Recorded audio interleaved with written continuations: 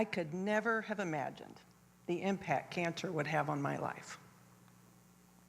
I first learned about it at age 12 when my grandfather was diagnosed and taken from us within 6 months. Next, aunts, uncles, clients, friends, my mom, my dad, my husband, my BFF, and then me.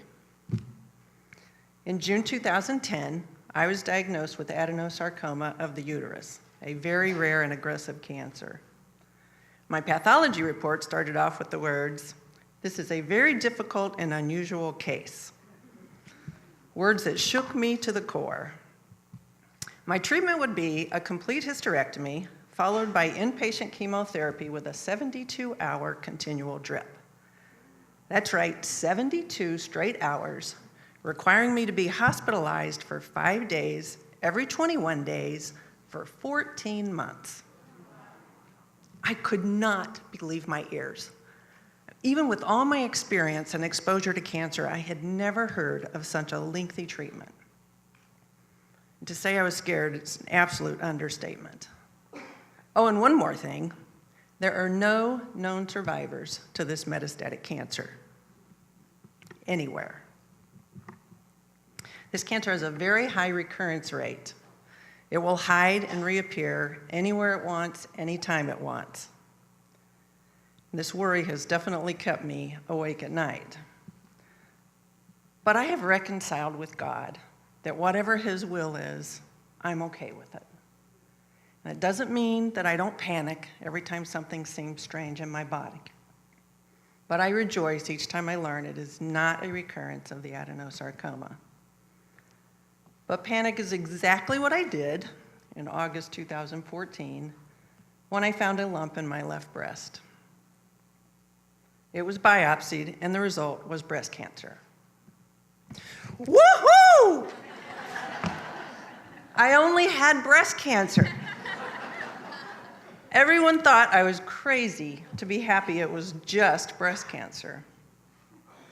After all, I had lost my BFF to it just 2 years earlier. So I know it kills. Mine required a bilateral mastectomy and 10 years worth of hormone pills. The consensus is I will have no other issues with the breast cancer. And then there was the large amount of blood in my urine. Turned out to be a kidney stone that could be easily removed. Woohoo! I had a kidney stone. In both instances, it was the silver lining I had hoped for, as it was not a recurrence of the adenosarcoma that I so fear. It is also how I dealt with my cancer adventure, always looking for a silver lining. I knew there would be one. All I had to do was look for it. Did I mention that there are no known survivors of this metastatic cancer? That is until now, and it's me.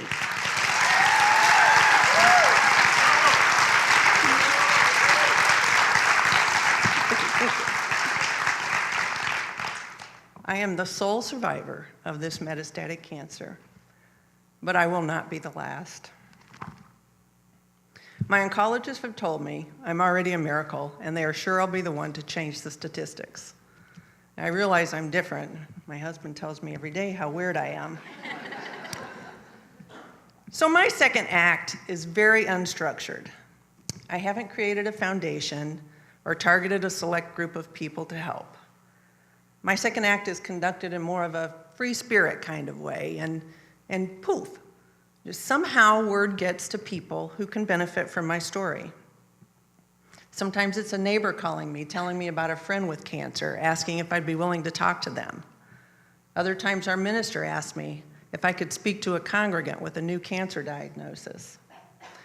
And then there's my oncologist, who invites me to do lectures with him to medical students at the University of Arizona.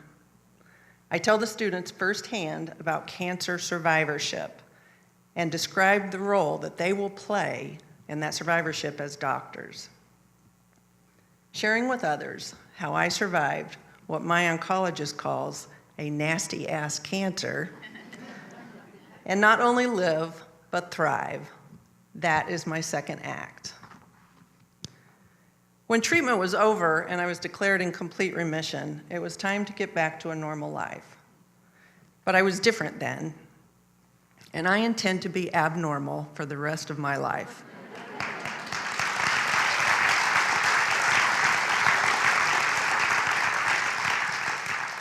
Abnormal from my previous life.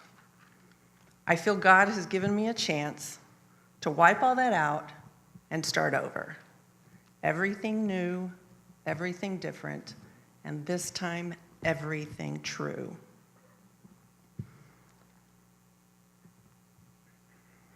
My relationship with God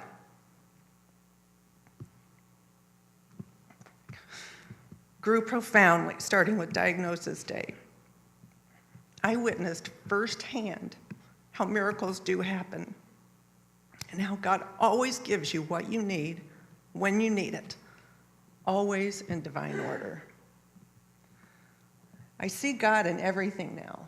And not to say that I wear rose-colored glasses, because I know that there's still pain and suffering in the world. But I feel God is especially present in troubling times to those that are willing to open their eyes and see him, just like he was for me.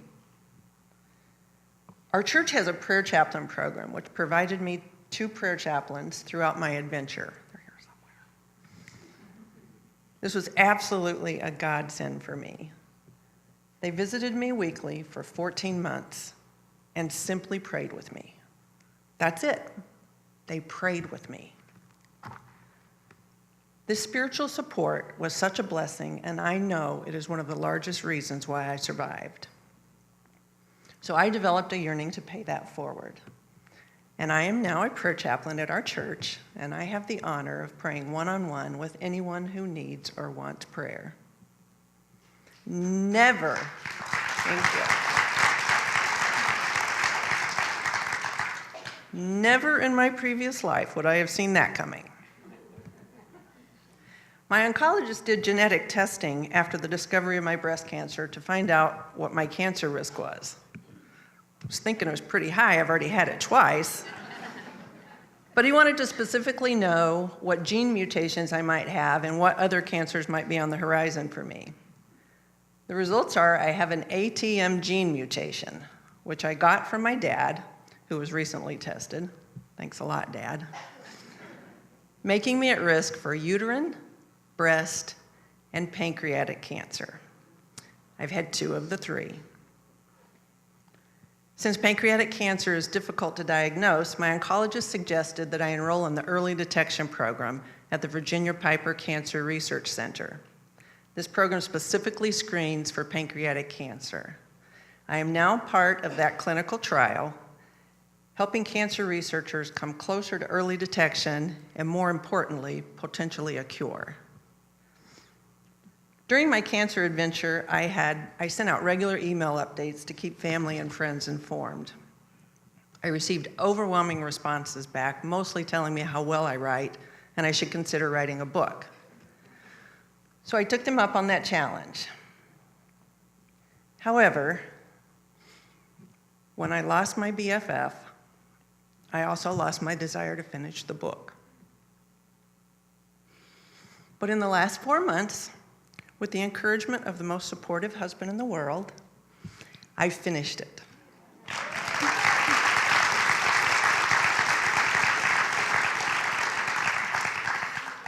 It is in the final editing stage and scheduled to be published in May. My hope is this book will encourage anyone with a life-threatening illness to look at it differently and approach it positively. Any profits from my book are going to go to programs that do just that. My book provides details of different techniques that I use to survive. One example, the morning we were leaving to go to the hospital for my hysterectomy, I wrote on my abdomen with a green Sharpie pen the words, "Handle with love." When I got to the pre-op area, before I would let a nurse do anything to me, I would pull up my gown and say to them, "Here's your instructions for the day." It would crack them up, and of course, it was the icebreaker that we all needed to relax. And using techniques such as that to engage the medical personnel with me on a personal level was paramount to my survival. I look forward to using the words, "handle with love," as my life motto. Those words are also the title of my book. Handle with love is the message I would like to share with other survivors.